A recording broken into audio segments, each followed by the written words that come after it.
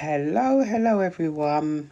Oh, wait, turn up the volume. Hello, welcome to Menopause Wellness Community.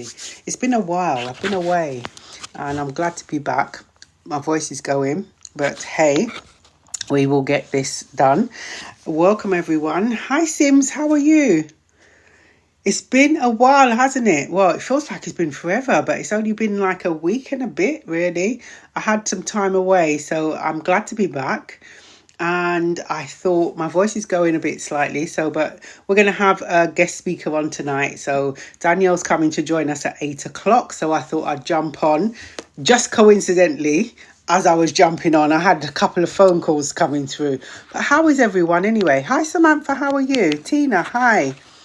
How are you? Welcome, everyone. Welcome. The colour is not...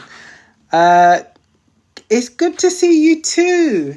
Good to see you too. I had such a lovely time away. We went away and celebrated our wedding anniversary and we went to Sri Lanka. It was so lovely. And I went on an elephant. I rode an elephant. Who possessed me to ride an elephant? But yeah, I rode an elephant. So I'm glad to be back and exciting. The book is going to be ready tomorrow. Oh my gosh, the book is going to be ready tomorrow. But welcome everyone. Welcome to the Menopause Wellness Community. You really have to forgive me tonight because my voice is going. So I'm going to try not to talk as much. That'll be a joke, won't it? Try not to talk as much. But welcome. Still like... Yeah, it has been a long time. It feels like a long time. As I said, I went away to celebrate our wedding anniversary and we went to Sri Lanka, had a fantastic time. The weather was lovely and I rode an elephant. It was fun, scary. I was holding on to dear life. I did a quick risk assessment whilst the elephant was walking over to us. Those animals are massive. But yeah, it's once in a lifetime, isn't it? So yes. How has everyone been? I've still been keeping in contact with everyone on the WhatsApp group, so it's been good. I've ensured that I put a message in the WhatsApp group every day, or just some sort of information in the WhatsApp group. So that's been good. Of Russian origin. What's that, Samantha? Of Russian origin. I missed that. Hi Tina, how are you? Welcome to the Menopause Wellness Community. Those are new to the Menopause Wellness Community. Welcome. I'm Jackie. I am a Menopause Wellness Community. I'm a Menopause Wellness practitioner as well as a Menopause Wellness nutrition and weight loss management practitioner. Do you know what? I've been for just this small week away. Totally forgotten everything now. We'll get back on track. So there's a lot of things happening. As soon as I got back, I had to sort out the book. The book is going to be available tomorrow, right? So I'm going to post out and send the link out to everyone. I'm going to post and do the link, so you'll all get that tomorrow. 6 o'clock tomorrow morning. I've got that scheduled for. So this evening, we've got Danielle joining us. We've got Danielle joining us again. Now, Danielle joined us a little while back, didn't she? And we spoke about childhood trauma and menopause. And tonight we are going to be talking about mental health and menopause. That's what we're going to be talking about. So we're going to have that discussion. And if you've got any questions, you can pop it in the chat. Why did I put this on today? Because I can't even see this. Okay, I can see now. So... we are not going to be having our Speak Your Truth segment because we've got a guest speaker this evening. I'd love to ride an elephant. Tina, I'm telling you, it was very scary. Very scary. I think it's probably the tallest animal I have had a ride on. I've been on a camel, I've been on a horse, I've been on and an elephant. That was the biggest. That was quite scary, but it was good.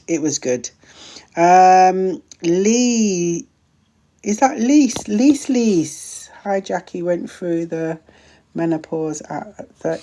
Oh, Lise. Yeah, we hear you. 32, that's a young age, isn't it? It is a young age. How are you coping? Are you managing it? I'm glad you've come across the community. Thank you for the follow, everyone.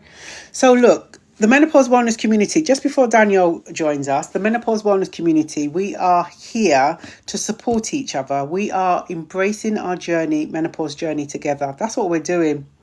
So we meet on Tuesdays, Thursdays and Sundays at 8 p.m. British summertime, just for an hour. And you know, I've been thinking, whilst I was away, I've been thinking, we have guest speakers as well. We're going to have a guest speaker this evening. I've been thinking about maybe having when we meet up on a Tuesday, Thursday and Sunday, just have like a menopause surgery so we can just catch up and chat and network. Just let me know what you think, because this is your community. This is your community. So let me know what you think. We will continue to have guest speakers on, and we will continue to have our music, dance and laughter nights, and we're still going to have still got karaoke night this evening. I can see that Danielle is here. Invite Danielle as a guest speaker. I'm going to invite Danielle up. Invitation sent. She is right on time. I'll message you privately. Yes, definitely. Oh, I can see everyone's message properly now. Danielle's gonna. Hi, Danielle. Hello. Can you hear me? Welcome. How have you been? Good. It's nice to be back. Thank you for having me back. I really enjoyed it last time. Oh, that's lovely. So I was just saying to everyone that you're just going to be joining us shortly. So yeah, we're going to talk about mental health this evening, aren't we? Yeah. And for those of you who are new to the community, and those of you who've not met Danielle before, because Danielle spoke about childhood trauma and menopause probably about a month ago, was it, Danielle? Yeah. It was about Yeah, it was about a month it ago. was about a month ago. And just to remind everyone, if you do miss any of the lives, all the lives are uploaded probably about an hour or 2 hours after they have finished. They're uploaded to our YouTube channel. Okay, so we've got a YouTube channel. So if you've missed the live, you can go back and watch that at your leisure, and you can fast forward things as well. So that all those lives. So Danielle came to us, visited our community probably about a month and a half, maybe no, 2 months about. It might have Yeah. been. I spoke about childhood trauma and how it actually how childhood trauma can, and any type of trauma can have an impact specifically on the menopause journey. And that's what we spoke about. But this evening, we've invited Danielle back again. And this evening, we're going to be talking about mental health. I like to call it emotional well-being, but we know we're going to talk about mental health.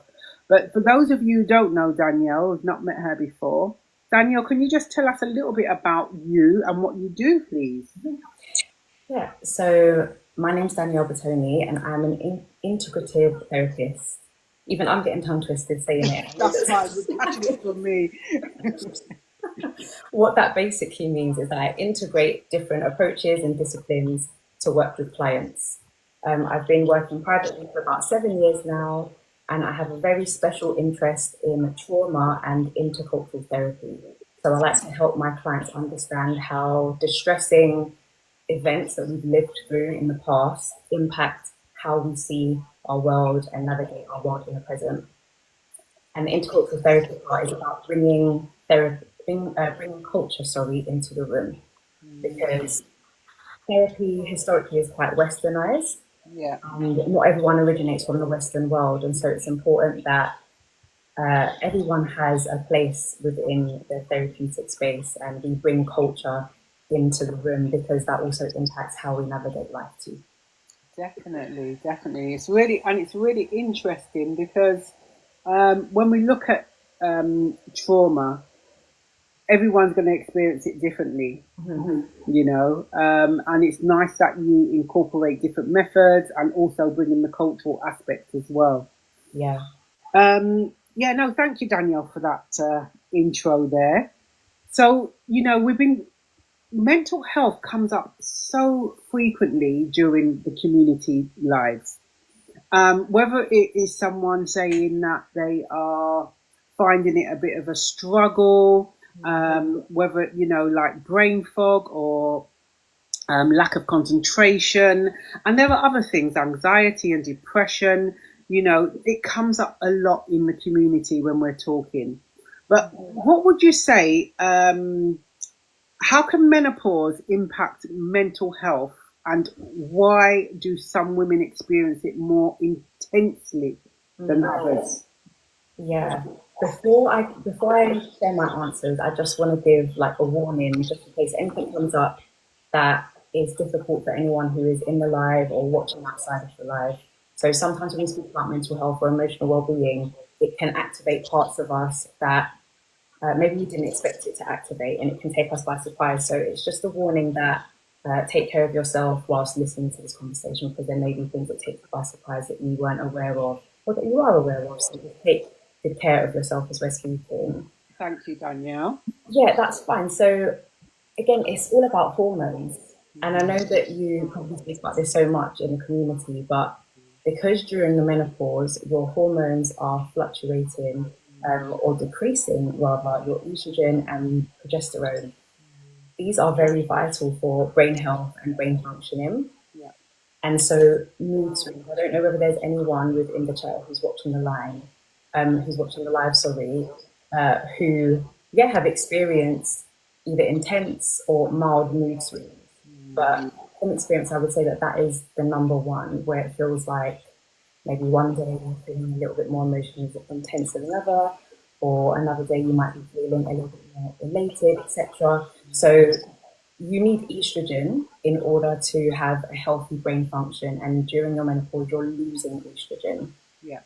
And so you are struggling with things like mood regulation, brain fog, which I feel like you mentioned earlier. Yeah.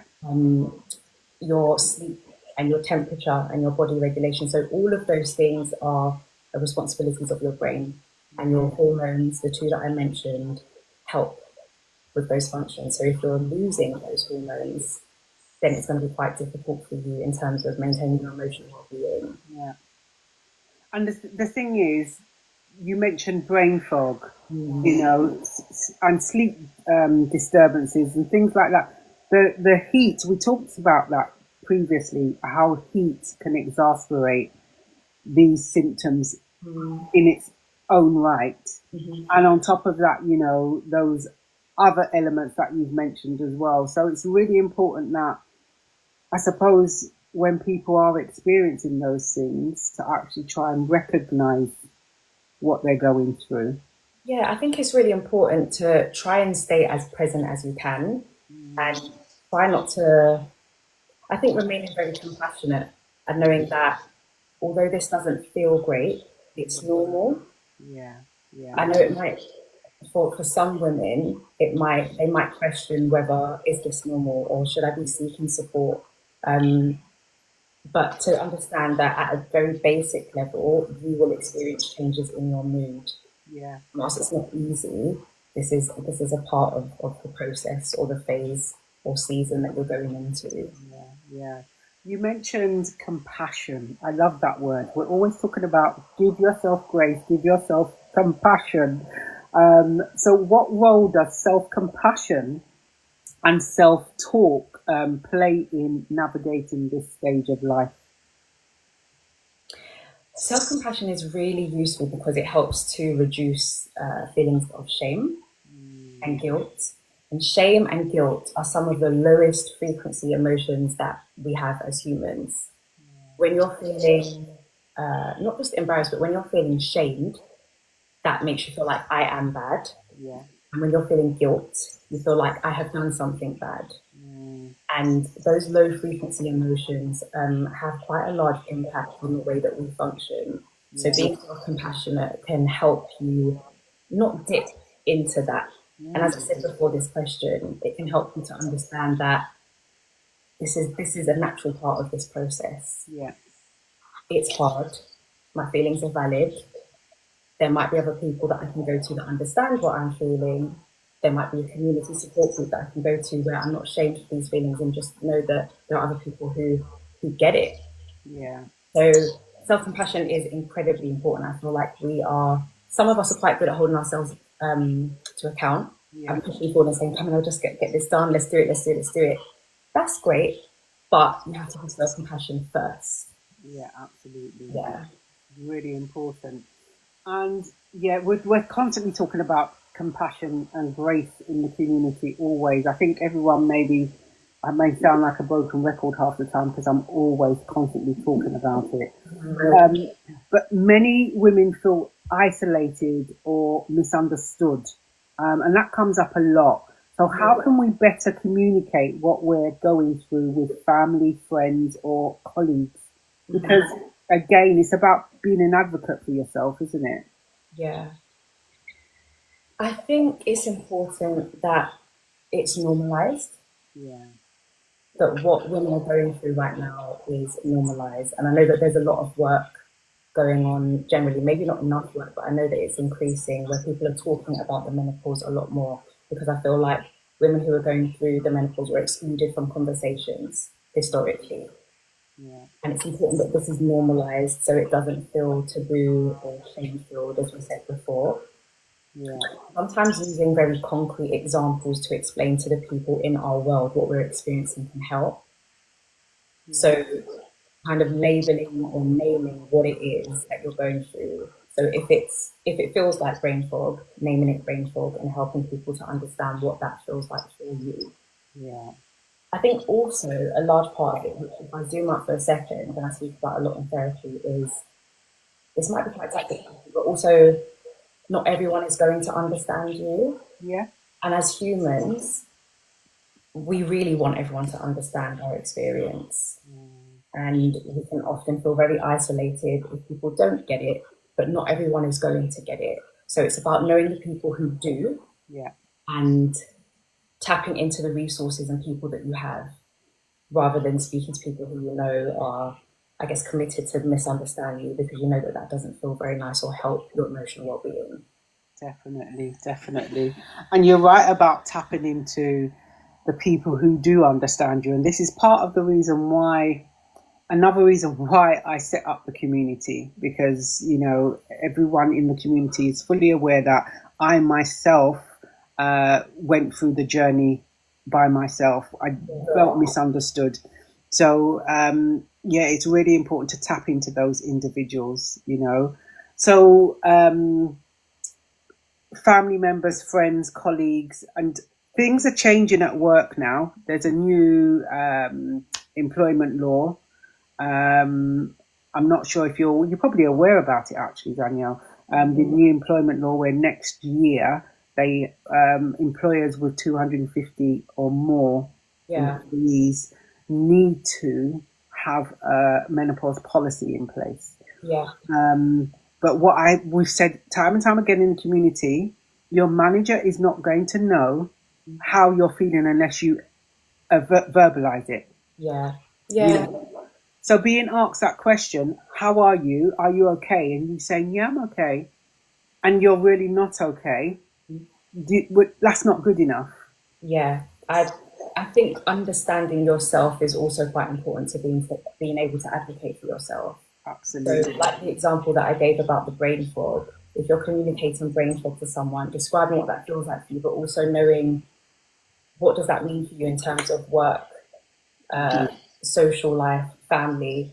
Does this mean that my roles within work will need to change, or I'm going to be in some way because I have brain fog, or because I know that in the mornings I'm feeling like this? So how can you communicate your needs to the people around you? So understanding yourself a little bit better and explain to them what it feels like, but also are there things that might need to change given that this is what you're experiencing at this time? Yeah, definitely. So what advice would you give someone who feels maybe ashamed? You mentioned the word ashamed earlier on. Mm-hmm. So advice you'd give to someone who feels maybe ashamed or fearful about speaking up about their mental health during menopause? Yeah. I feel like acknowledging it first. Sometimes when we're feeling an emotion that feels, and I do this, negative, because I don't think any emotions are negative. I think they all have information in them. Yeah. The way that they're framed sometimes. But acknowledging that you're feeling it Yeah. instead of pushing it away. It's common, it's normal, it's not weak to feel this way. So acknowledge it first. And it will feel uncomfortable, but there'll be an element of sitting with the small discomfort, given that this is the feeling that's coming up.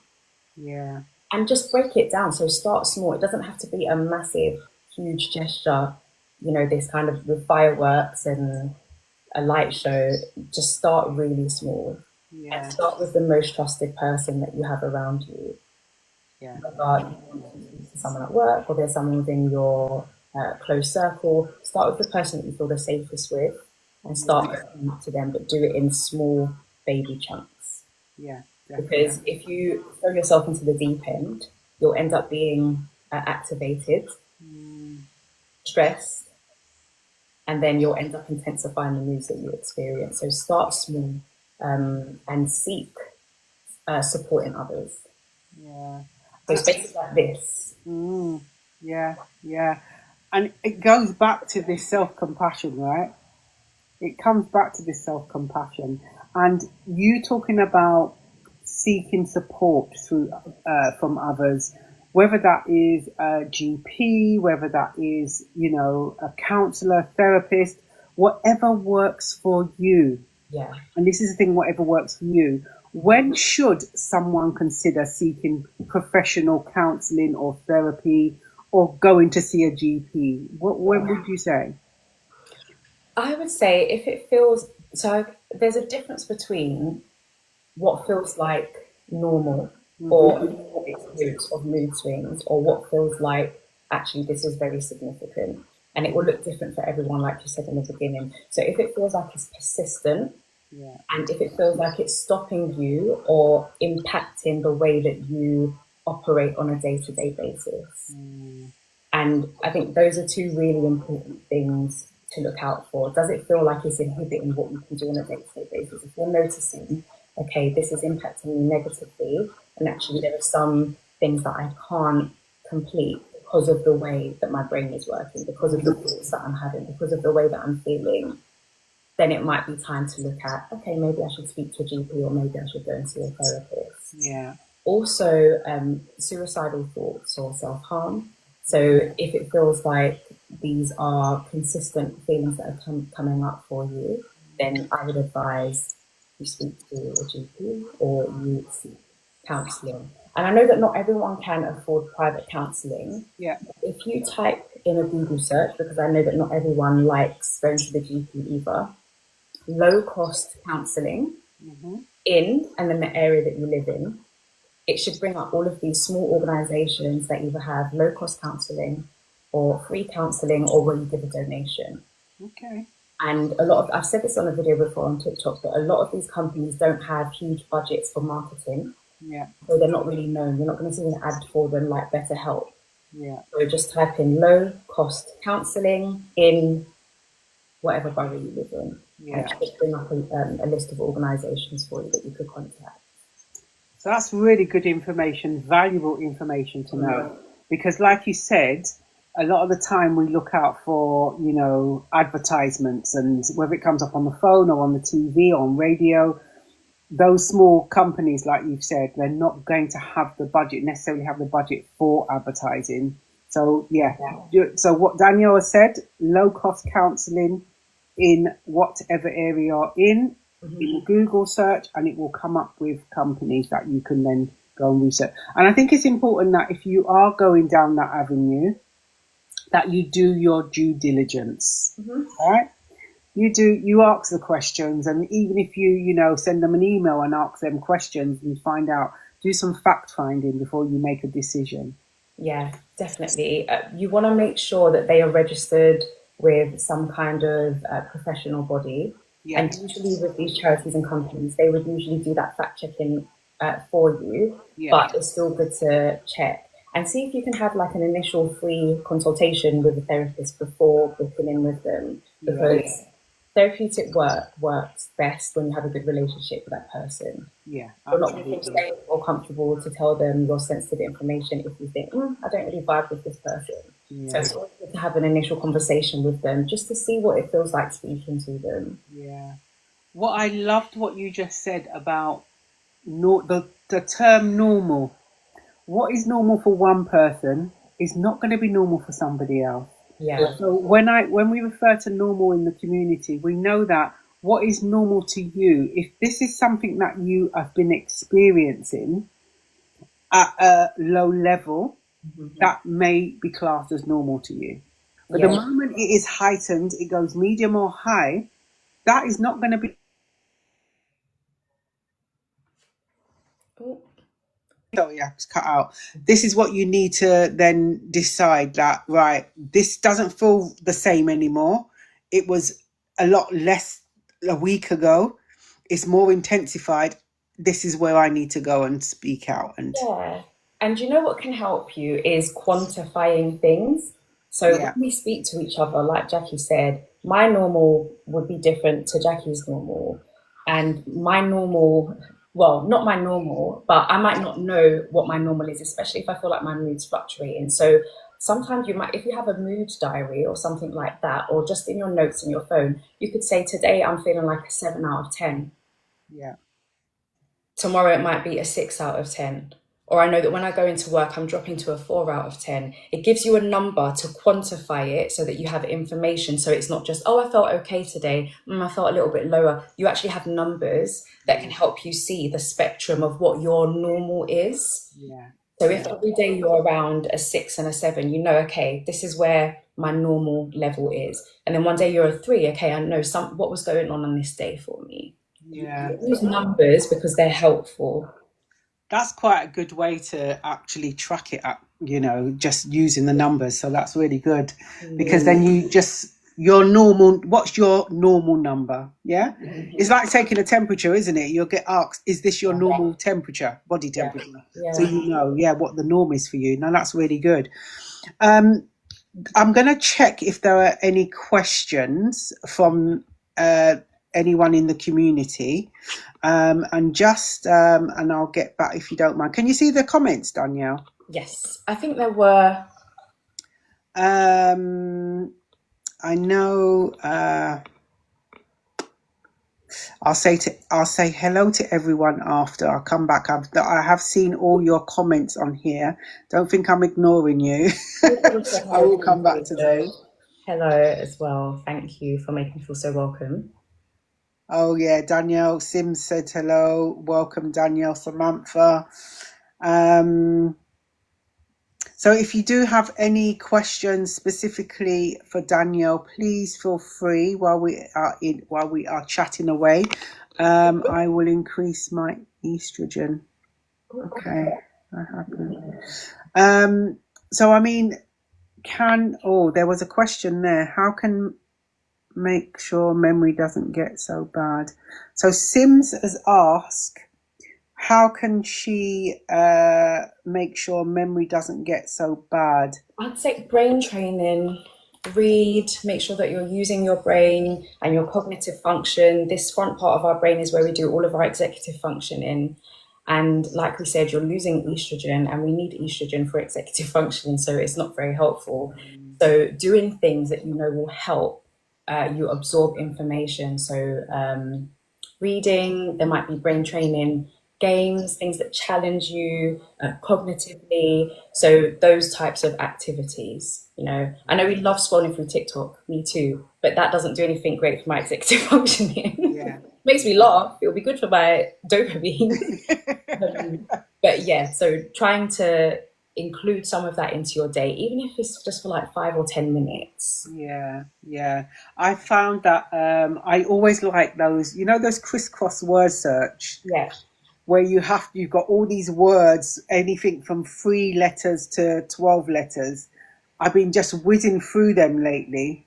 Yeah. And just even because you have to count the boxes, then you have to go down to and you're finding out, and a lot of the time you don't get the first word. So you have to figure out. That's what I find that I've been doing quite a bit. But then you have to be a fan of puzzles, right? Yeah. Like anything like those sort of things can help you with your brain. So Sims, I hope that has helped you in terms of answering your question.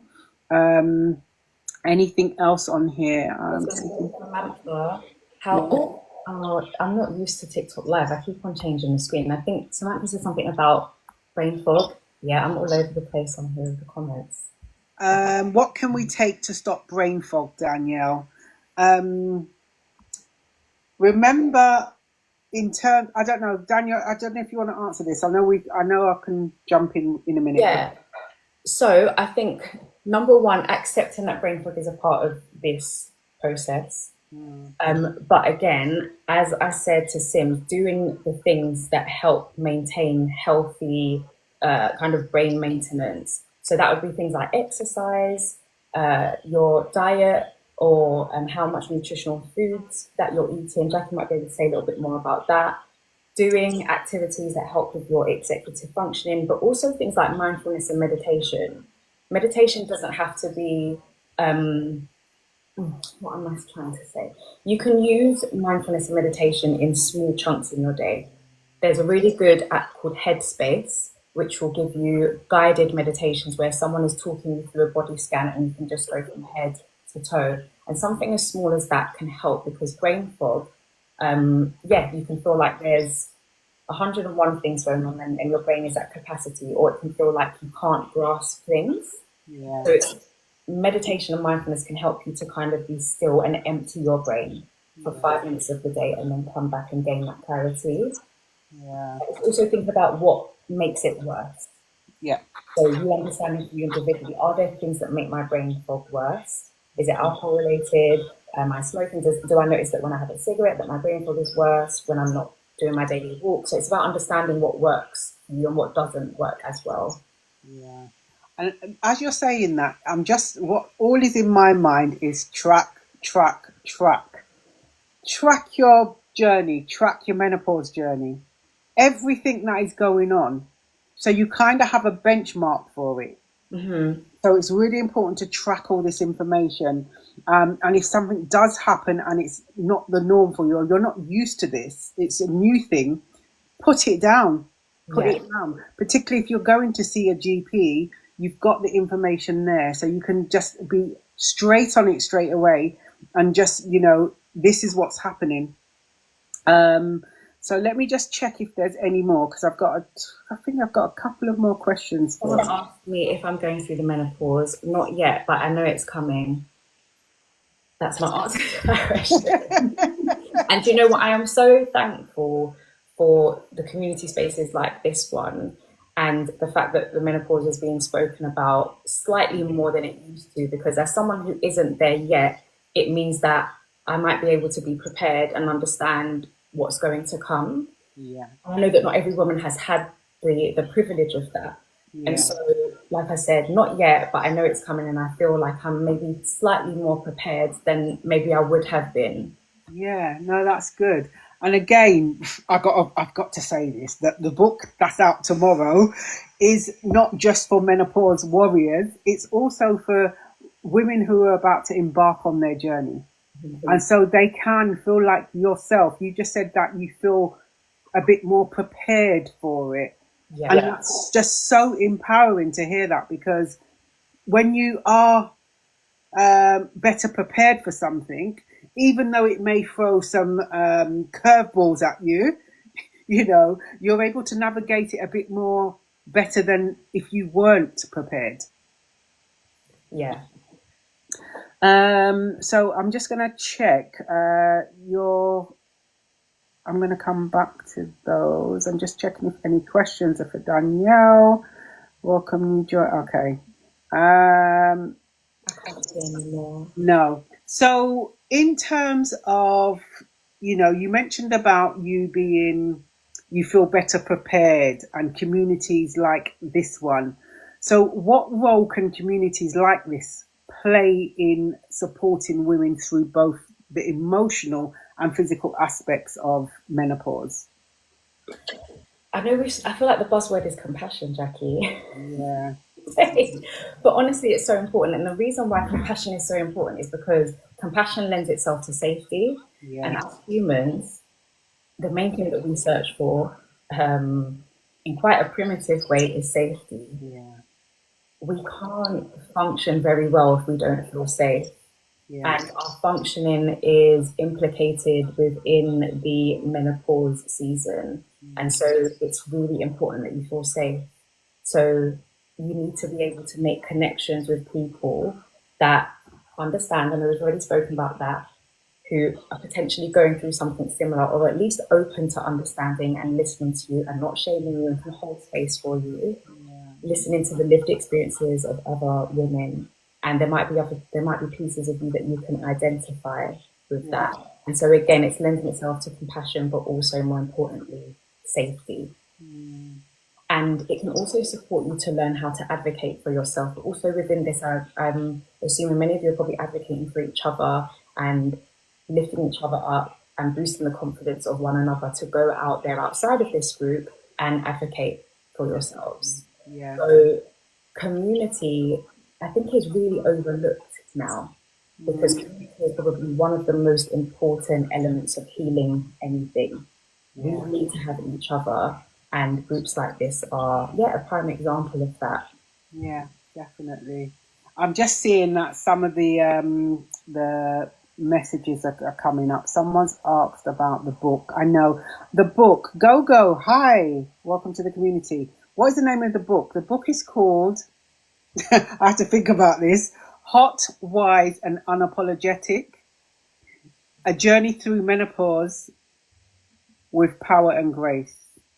That's what the book's called, Hot, Wise and Unapologetic, A Journey Through Menopause with Power and Grace. Now, the book, like I mentioned, is predominantly for menopause warriors. It's all about embracing menopause. The book has real stories in there, real transformation. I would say that anyone who reads that book, they're going to resonate with something in there. It has poems in there. It has pages to self-check-in pages. It has journal pages. It has, it's all about empowering. And every time you go through a story, and if it does hit you, you're going to get that question and ask you to stop to think. The book is, you're going to be able to write in the book. The book is yours, to write in. And it's also almost like a companion to walk with during your journey. So that's why we're so excited about the book. But that's to answer your question, Go. Hot, Wise and Unapologetic, A Journey Through Menopause with Power and Grace. That's what the book is called. And it's going to be available tomorrow. Tomorrow it's going to be available on Amazon. So let's just have a look to see if we've got any more. Oh, we've got a question. Sweets. Can I call you Sweet? My brain is just not connecting with the rest of the words. Sweet. What if you have the symptoms, but the blood results say you are not? Okay. So Sweet. The blood asking, I think you need to speak to your GP and ask what specific blood tests there are, because there are different blood tests. And I hear what you're saying and I understand what you're saying, because I myself had a blood test and it came back showing that I was not going through the menopause, and I actually was going through the menopause. So I hear what you're saying. I decided to just walk away from that, because that was the third time I went to the GP, and just go for it by myself, to be honest with you. You can go back and ask for a specific blood test, and I cannot remember what the blood test is called. There was a specific blood test, because the blood test that I had, it was just to show me that was I navigating through the menopause. So speak to your GP and ask for which blood test is going to be best for you. I'm just checking to see if there is any other questions there. No, there's no. I can't see any other questions there, Danielle, unless you saw any. So I think that it's really important that I think it's really important to just consider some of the things that you've said this evening, particularly mentioning about the norm. What is the norm to you? Mm-hmm. That indication of the number, using the number indicator. Can you just explain that again, just in case anyone missed it? Because I've seen that there's more people on the live as well. Yeah. So we were talking about understanding yourself a bit better and understanding your menopause journey and understanding what your normal is. I think normal is such a contentious word because what is normal? You know, everyone's very different and everyone have their own individual process and understanding of that. So understanding what it is to you. So on a particular day, you might, and this is specifically for mood, we'll use that as an example, but if you quantify it, it can help you understand where you might be for your own like measurements. Yeah. So one day you might feel like I'm about a 7 out of 10 mood.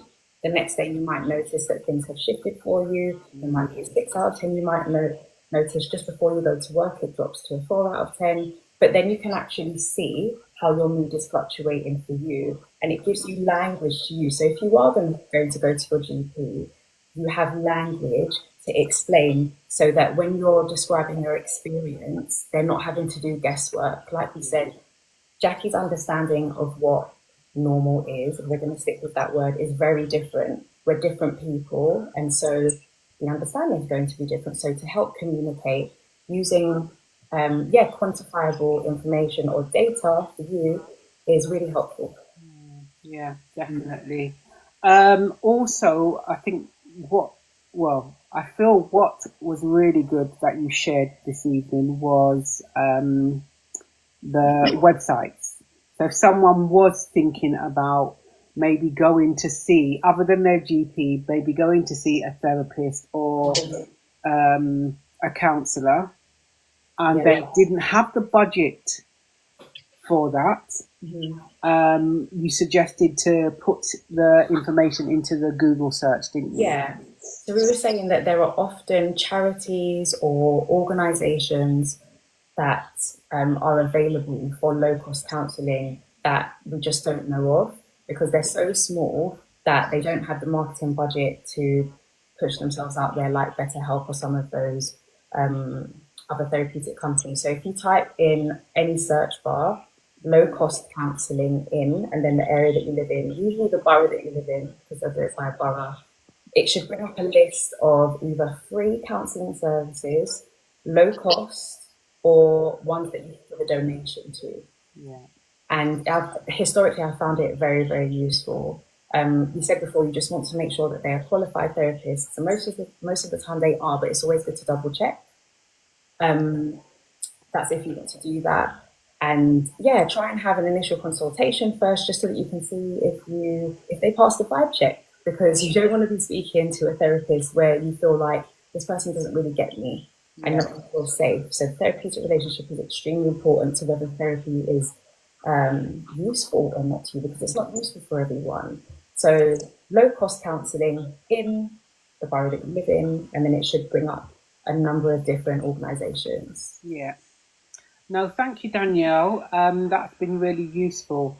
There isn't any more questions, so I don't know if you were going to stay around with us, or I'm going to just catch up with the community for the last 20 minutes or so, because I've been away for a week. And just let them know what things are coming up. I have 2 menopause conditions: brain fog and skin crawling, skin irritations due to estrogen. Yeah, definitely. So there isn't any. If anyone wanted to ask any questions, not that I want to bombard you with any questions after the live is finished, how can they get hold of you?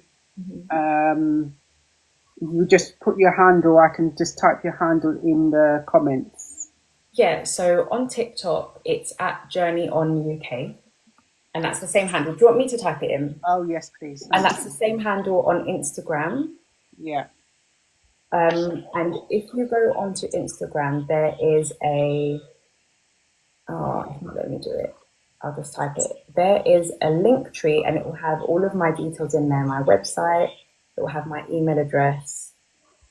And if anyone wanted to get in touch or had any other questions, I'm always happy to answer questions, because I know that it can be really difficult to get concrete answers. Yeah. And there's so much information and misinformation about therapy online, especially now that lots of therapists are online. Yeah. So it can be quite difficult to know what to believe or what is right for you. So that handle there is TikTok handle and also Instagram handle. Okay, thank you. I think one of the key things that I kind of would like that to highlight again is the importance of knowing what is normal for you.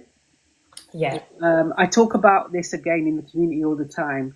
Know your body. Spend some time with you to know what your body is telling you. And we need to know and be aware of the signs that our body gives us, because our body gives us signs. Sometimes we, for whatever reason, we choose not to listen to these signs. But, you know, it's about knowing your body. And if it doesn't feel right, it's probably because it's not right.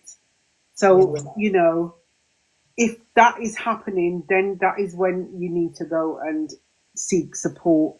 Go and speak to your GP. Whether you decide you're not GP, it's a therapist you want to speak to, go and speak to a therapist. Yeah. And I know that you mentioned about advocating for yourself. I know it can be difficult sometimes. Yeah.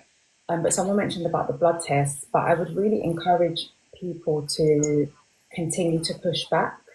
Yeah. Just because the doctor has said, no, like everything is fine, like Jackie said, you know your body. You are living in your body and you have lived in it for a very long time. And so if you want it to be retested, request for it to be retested. And I know it's not as easy as that, because I know that every surgery is different, and some people have said they have amazing GPs and other people don't. But continue to push and advocate for yourself. It shouldn't be as hard as it is, but you have to advocate for yourself to kind of get the answers that you want, especially if you can feel it in your body. So important. Yeah. There is a section in the book about advocating for yourself. There you go. So important it is, because I felt that when I started my journey, I was pushed back 3 times. And in the end, I just said, you know what, I'm going to go this alone. And up until today, thank you, I don't even know. Actually, I can put my hand on my heart and say, my GP does not actually know I am postmenopausal. Doesn't know, because he sent me away so many times, told me no. Yeah. I've not gone back to tell him that I've actually at the point of postmenopause. Mm-hmm. So it's really important that, you know, the advocating for yourself and being your own advocate. If you don't have the confidence, if you don't feel confident enough to go and do that yourself, have someone with you, not to take over, but just have someone with you, you know, to support you. That's what we would say. But Danielle, thank you very much for coming back. I know, you know, the time is so precious. Thank you very much for coming back. And we'll see if we can invite you again sometime in the future. And I'm going to just go through some of these comments and just catch up with the community. Feel free to stick around if you wish, you know. But thank you very much. And I'm sure I can speak for everyone in the community that we thank you. You know, we're thanking Danielle for having some time with us again. And we do hope to invite her back soon. Thank you so much. And yeah, I think I'll stick in the chat. Okay, shall I put you back down in the community? Yes, all right, then I'm going to catch up with everyone. Thank you, Danielle. Bye. Okay, everyone. See, again, some gems. It's interesting that every time we have a guest speaker on, they always bring something up that we've spoken about in the community. Look, I just realised my hair just looks so messy, but you know what? How many times have we said we're going to accept us as we are, right? So let me see this. Doctors don't care no more. Just choose I'm having blood tests if they are saying. Okay, user 8130, welcome to the live. If you are not happy with what your GP is saying, you are entitled to go and have a second opinion. Maybe that your GP surgery has another GP available to give you that second opinion. You're well within your right to get a second opinion. So I don't want you to feel that, your GP is just totally dismissing you, because they shouldn't be doing that, should not be doing that. So go and get a second opinion for sure. And like I mentioned about, and I cannot remember what these blood tests, I think I'm going to put together some information. Remember, I put some information together all the time. I'm going to put some information together in the next week or so about the types of blood tests available for individuals navigating through the menopause and what they do. That's what I'm going to put together. So we've got that list. So you can actually go into your GP and say, look, this is the blood test that I need. Okay, to indicate that outcome. So those of you, it seems such a long time. We're back now. We're back on Tuesdays, Thursdays, and Sundays. I had a break. I had a week away, and there's lots of things happening. Tomorrow is going to be the launch of the book, Hot, Wise, and Unapologetic: A Journey Through Menopause with Power and Grace.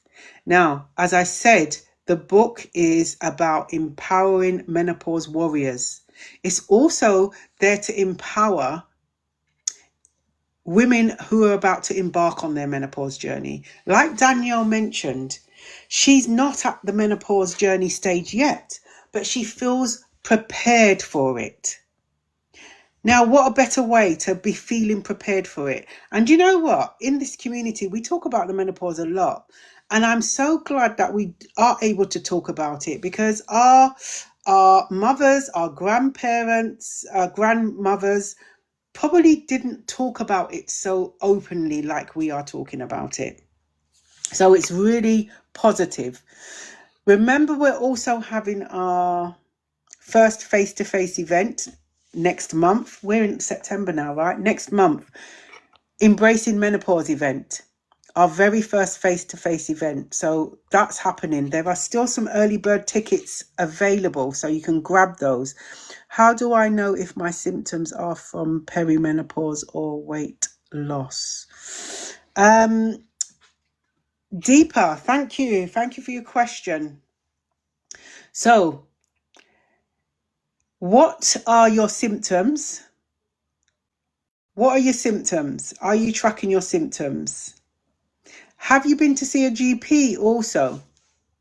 Remembering, your GPs are there to support you. If your GP is not knowledgeable about the menopause, they should be able to refer you to a menopause specialist, menopause nurse. They may well have a menopause specialist within the GP. Sometimes we don't know these things because we haven't asked those questions. Thank you very much for the heart me. Thank you very much. So yeah, what are you? And that's a good question. Is it perimenopause or is it weight loss? What are the symptoms you're experiencing? Deeper, also, we have a list in the menopause wellness community of 90 symptoms. They are perimenopause and menopausal symptoms. 90.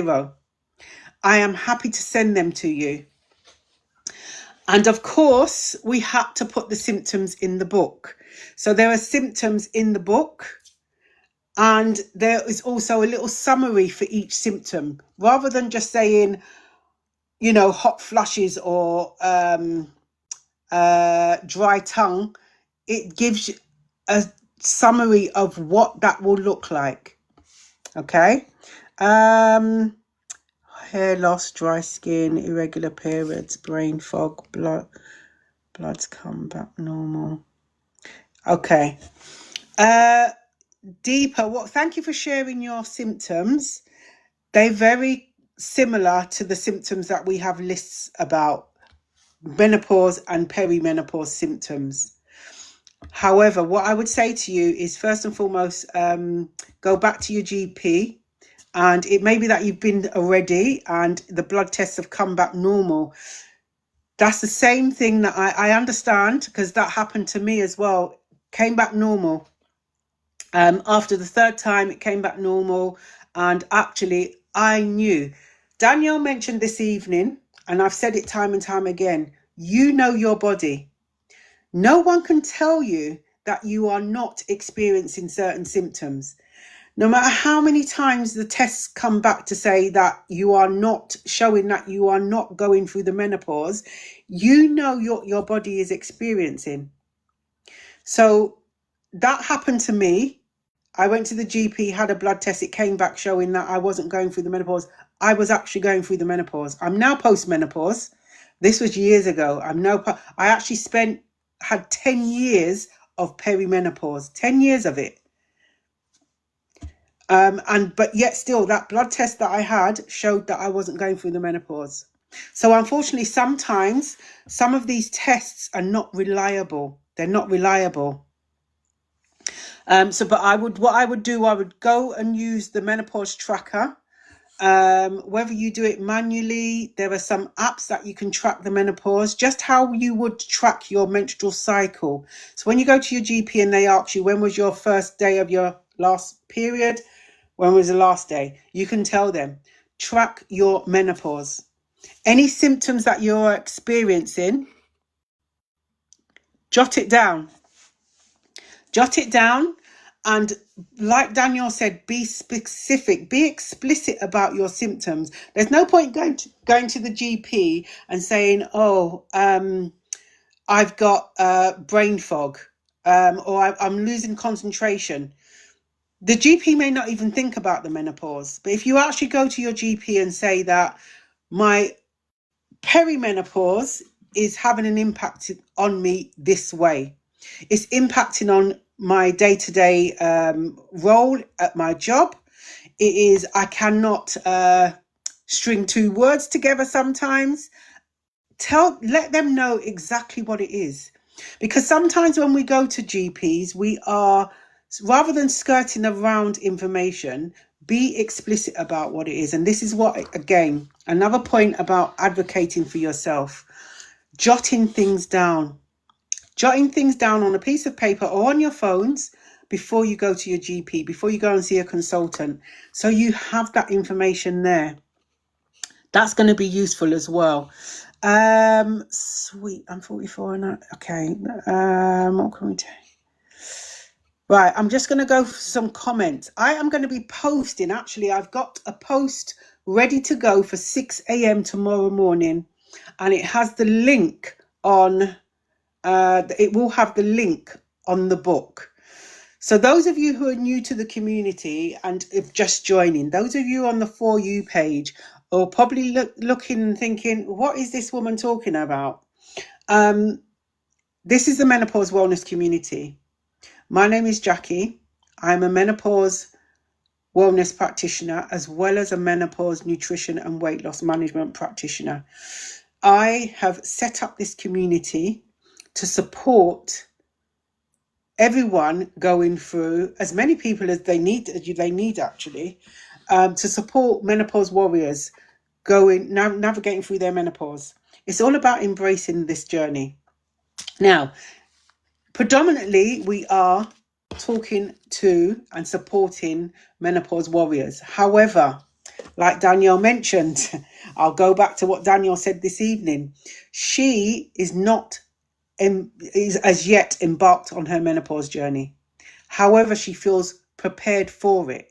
So those of you who are not quite there yet on their menopause journey, the book is also there to support you to prepare for it. Okay. In the community, we meet up 3 times a week, just for an hour. And in the community, we have lists upon lists upon lists. We have lists on menopausal symptoms, perimenopause and menopause. We have lists for foods that are going to be useful during the menopause journey. We have lists of exercises that you could do in terms of exercises, not just like working out, exercises in terms of self-care, yoga, swimming, walking, those little things you can do. We have foods that are going to be useful to eat. I think I said that. There are foods that are useful to eat as well. But remember what I'm saying. One size does not fit all. I can turn around and say, this is what I use, this is what I eat, and this is what I do on a day-to-day basis. But somebody else, it may not work for them. This is why I will continue to keep saying this over and over and over again. Know your body. Be in tune with your body. Listen to what your body is telling you. Our body will have a way of telling us something's not right, something's wrong. Please stop and listen to your body. What your body is telling you is so important. Along with knowing your body, it does help what we are consuming also. It really does matter what we consume. There's no point saying, oh, I'm going to start doing something and only do it for a week and then stop and say, well, that didn't work. You have to be consistent in whatever you're doing. Must be consistent in whatever you're doing. I have so much wrong with me already at the symptoms. I just missed your comment. I'm going to go and find back. And I think that was deeper, the comments on... I was going to do talk. I'm going to bring into the community sugar and menopause, because I'm telling you, some of this research that I've been doing and what sugar does to the body, I'm telling you, I would challenge you all, for those of you who are consuming a lot of sugar, particularly refined sugars, okay, because there are natural sugars and refined sugars. I would challenge you just to try and, or not, I'm going to not even say the word try. I will challenge you to cut out or reduce the amount of refined sugars you are consuming for 2 weeks and see the difference in your body. Absolutely see the difference in your body. You will notice a difference. I tell you, you'll notice a difference within a week. Okay, so that's my challenge to you. I have cut so much sugar out of my diet. How? Not now, but I'm getting there. Very good, Claire. Well done. I'm telling you, you see a difference. Have you noticed a difference, Claire? You said you've cut that out. That's fantastic. And you know what we need to be doing? As well as advocating for ourselves, we really need to celebrate our wins. You see all those times when we decide to cut out the sugar or do something different and stick to it. Stop for a moment and celebrate it. That is a win for you. That's absolutely a win for you. We don't give ourselves enough praise. Okay, I really have, Jack. Yeah, good. Claire, I'm good to hear that you've noticed a difference. Fantastic. Keep it up as well, because I'm telling you, we don't realise that what we consume now will definitely have an impact on our health later. Absolutely will have an impact on our health later. We've got a few more minutes before we sign off. I haven't had chocolate for 8 weeks. Whoa, well done, Claire. And you know what as well, what I say to people, because I cut chocolate out of my diet as well. And what I would say to people, you see, if you eat chocolate after you cut it out of your diet, enjoy it. Enjoy the chocolate, because like you, Claire, I haven't had chocolate for about 10-12 weeks now, but you see, when I have a piece of chocolate, I am going to enjoy it, and I'm not going to beat myself up about it. I'm going to enjoy the chocolate. It's fine, but it's in moderation, isn't it? But it's about being consistent. Why do I get flaky skin come off my tummy at age 49? User 4293. Have you seen a GP about that? Flaky skin. Could be dry skin. Are you going through the menopause? Are you navigating through your journey at the moment? Because dry skin is menopause, perimenopause and menopause symptom. It could be something else though. This is why I asked, are you going through the menopause? I would say anyone who is concerned about anything happening to their body, it doesn't feel right, please You have your gut instincts. Gut instincts happen for a reason. And when, as a woman, particularly as a woman, when you've got that gut instinct that something does not feel right, go and seek some support, medical advice. Go and see your GP first and foremost.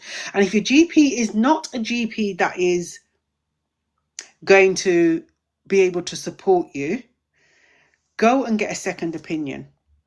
Now, I know some of you may be saying, well, Jackie, you didn't go and get a second opinion. I went to my GP 3 times and I just thought, you know what, I couldn't bother. But what I done, I went and just educated myself, and that's how I now became a menopause wellness practitioner. So I just went and educated myself. That's what I took away from my GP. We've got a few more minutes left. We only meet up for 1 hour. It's not a long time. It goes very quickly, doesn't it? Thank you everyone for the follows. Thank you for the likes. Thank you for the shares. Thank you for the reposts. If you miss a live, check out. Yes, thank you, Poetic Angel. What I didn't mention today, I didn't mention that in the community we have community ambassadors. And these community ambassadors are in the community and they ensure that everyone feels welcomed. They will give you a virtual high five just to make sure you're all right. They'll check in with you. And I could not do this community without them. And obviously, I've got a big thank you to them in the book as well. Our menopause community ambassadors are Just Empress, Poetic Angel, Claire, Samantha, and Lulu. We've got 5. Okay, so anytime we're on a live, you can reach out to these people as well. Hi Jenny. So those of you who've followed me, thank you. It's not gone unnoticed. Every time after a live, I have some time and I will go through all the comments. I will check the comments and check any messages, any questions that I have missed. I haven't missed them deliberately, and I will get back to you as long as your DMs are open.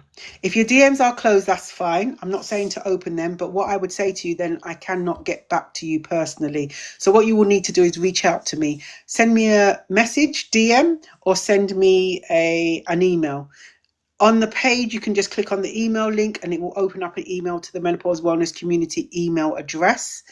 And you can send me an email if you need any lists, any information, any research that I've done, anything about hormones, anything. Reach out to me and I will get it sent over to you. Okay, so I'm going to close the live off now. I'm excited because tomorrow the book is going to be live on Amazon. Okay, Hot, Wise and Unapologetic, A Journey Through Menopause with Power and Grace is going to be available as of tomorrow. So I will send that out tomorrow morning and let everyone know how to get a copy. And then we are having the official launch party on Thursday. Official launch party on Thursday about the book. So I'll have a copy of the book and I'll go through some bits on it, some bits to share. So I'm closing the live now, and the 2 ways I end the live. The first way is I send everyone a virtual hug. The second way, just to remind you that you are not alone. And if you feel alone after the live has ended, please reach out to someone who you trust, someone that will listen to you, and then someone that will understand you. If not me, someone else. Please don't feel alone, because this doesn't have to be a lonely journey. Stay blessed, everyone. I will see you all on, what's today? It's Sunday. I'll see you all on Tuesday. See, this is brain fog in real time. See you all on Tuesday. We're supposed to be having a guest speaker on Tuesday talking about CBD oil and menopause. But I'll keep you posted on that one. I'll see you all on Tuesday, everyone. Have a blessed start to the week. Bye.